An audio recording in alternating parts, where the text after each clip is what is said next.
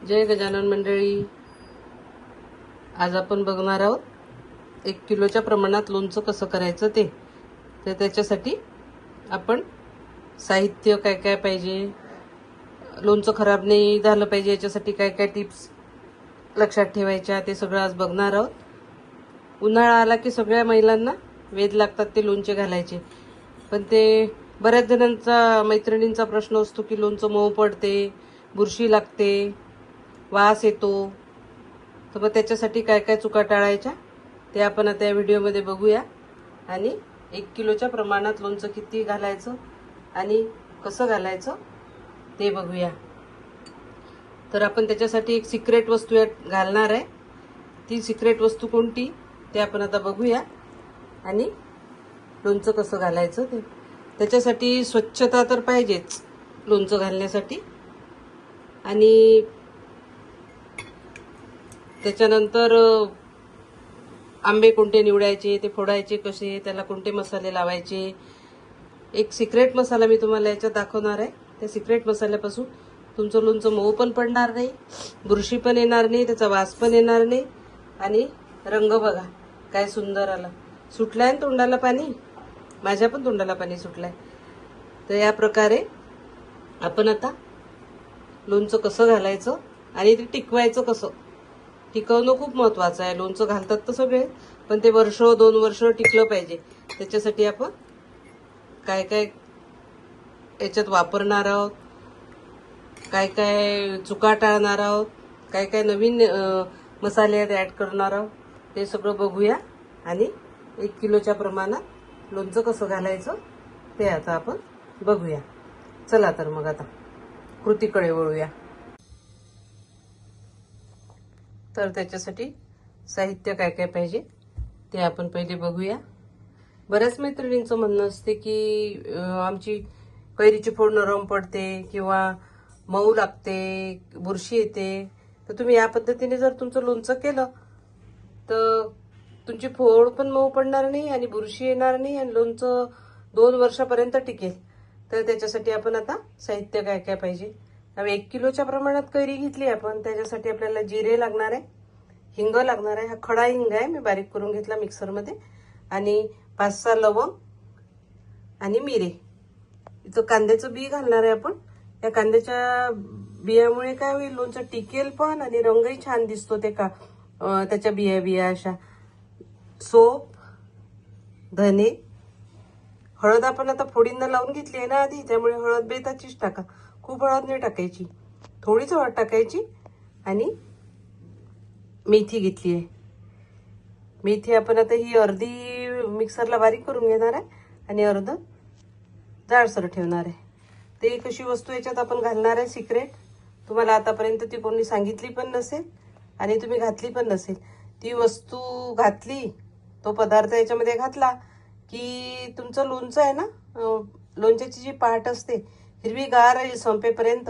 2 वर्ष जरी तुम्ही लोणचं ठेवलं तर ती हिरवगारच राहील. त्याची पाठाचा रंग पण बदलणार नाही आणि अगदी पहिल्या दिवशी तुम्ही जशी घातली तशी तुम्हाला ती लोणच्याची पाट हा पदार्थ घातल्यानंतर राहील. तर त्या पदार्थाचं नाव पाहूया आपण. आता हे आहे कोयाजन म्हणतात त्याला. असं आल्यासारखं असते हे. सुंठचा कसा आपला गाठा असतो ना, तसं हे असते आल्यासारखं. असा याचा गाठा असतो. हा जर तुम्ही लोणच्यामध्ये कुठल्याही किराणा दुकानात तुम्हाला हा गाठा भेटून जाईल. कोयाजन म्हणायचं त्याला, कोयाजन. आणि याची पण अशी अडकित्याने बारीक बारीक तुकडे करून मिक्सरमध्ये पावडर करायची आणि ती घालायची. त्यामुळे तुमचं लोणचं टिकेल पण, रंग पण चांगला येईल, सुगंध पण येईल, नरम फोड पडणार नाही. इतकुशी वस्तू आहे ही, इतकुसा पदार्थ आहे, पण याचे गुण खूप आहेत. आतापर्यंत तुम्ही ही बघितली पण नसेल, कोणी तुम्हाला सांगितलं पण नसेल लोणचं कसं टिकवायचं.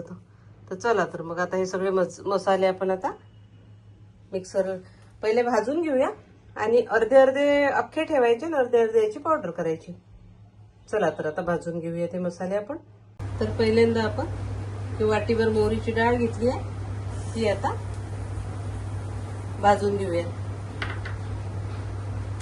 स्लो गॅसवरच भाजायची ती, खूप गॅस मोठा नाही करायचा, स्लो गॅसवर अशी भाजून घेऊया. आणि बाकी जे मसाले आहेत हे पण आता भाजून घेऊया. कमीच गॅसवर भाजायचे ते, खूप नको भाजायला, नाही तर कडवट पण येते लोणच्याची चव आणि हे पण होते. एकदम कमी याच्यावर, तेल सुद्धा कमी याच्यावर तापवायचं आहे आपल्याला.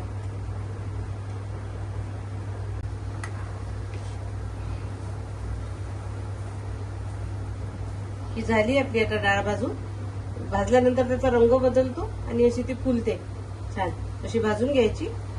आणि आता दुसरे मसाले भाजून घेऊ. हे जे मी तुम्हाला व्हिडिओत दाखवल्याप्रमाणे धने, कांद्याचं बी, जिरे, सोप, हे पण मसाले आता भाजून घेऊया. 1 किलोच्या प्रमाणात घेतली आहे मी कैरी, तर 1 वाटी घेतलाय छोट्या.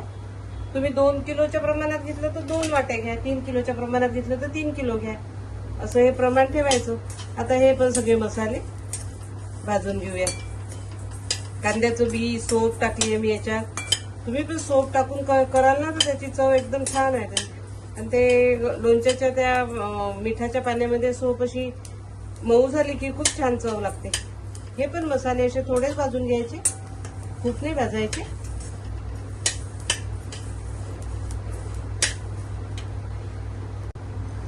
आता मिक्सरच्या भांड्यात काढून घेऊया ते मसाले सगळे जे आपण भाजले ना ते.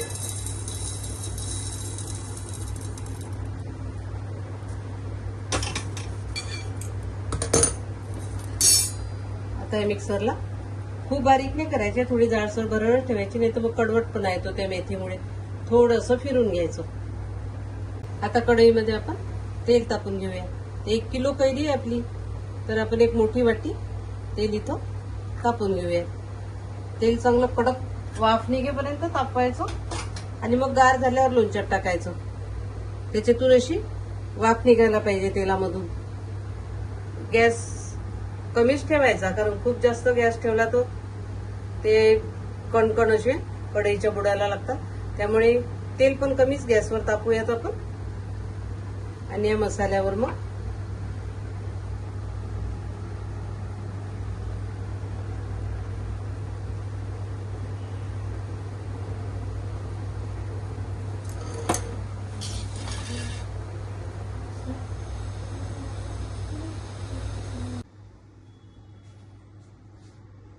आता आपण जे मिक्सरला मसाला बारीक केलाय तो या गरम तेलात घालून घेऊया. मसाला गरमच तेलात घालायचा. आणि तिखट, हळद, तिखट शेवटी घालायचं कोमट तेल झाल्यावर, नाही तर मग लोणच्याचा रंग आपल्या लाल नाही येत. असं याच्यात हा मसाला घालून घेतलाय. ही आपण मोहरीची जाड जी भाजून घेतली आहे ती पण याच्यामध्ये घालून घेऊया. आता हे सगळं गार होऊ द्यायचं. थोडं कोमट झालं की मग लाल तिखट टाकू याच्यात आपण, कारण की सध्या गरम आहे ना तेल. गरम तेलात टाकलं तर आपला रंग बदलू शकतो. तर आपण थोडं कोमट झालं की मग तिखट टाकूया. आणि हळद आणि मीठ बरोबर आपण, कारण कैऱ्याला आधी लावलेलं आहे ना हळद मीठ, त्यामुळे हळद मीठ तुम्ही बरोबर ते प्रमाण पाहूनच घाला, एकदम नका घालू. हळद आणि मीठ. आता हिंग घालून घेऊयात. थोडं तेल कोमट झालं ना, नाही तर मग हिंगाचा स्वाद राहत नाही त्याला. आणि तिखट 1 वाटी आहे, हे 1 वाटी तिखट घालून घेऊया.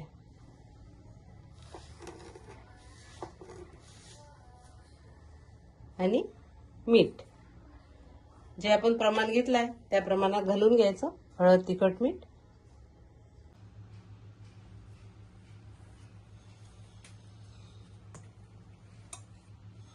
आता आपला मसाला थंड झालाय.